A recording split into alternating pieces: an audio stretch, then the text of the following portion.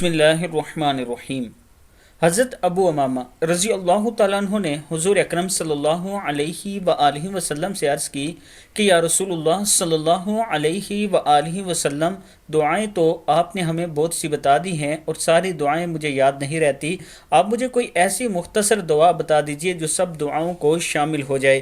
اس پر آپ صلی اللہ علیہ وآلہ وسلم نے انہیں یہ دعا تعلیم فرمائی: اللہم انا نسألک من خیر ما سألک منہ نبیک محمد صلی اللہ علیہ وسلم ونعوذ بک من شر ما استعاذ منہ نبیک محمد صلی اللہ علیہ وسلم وانت المستعان وعلیک البلاغ ولا حول ولا قوة الا باللہ۔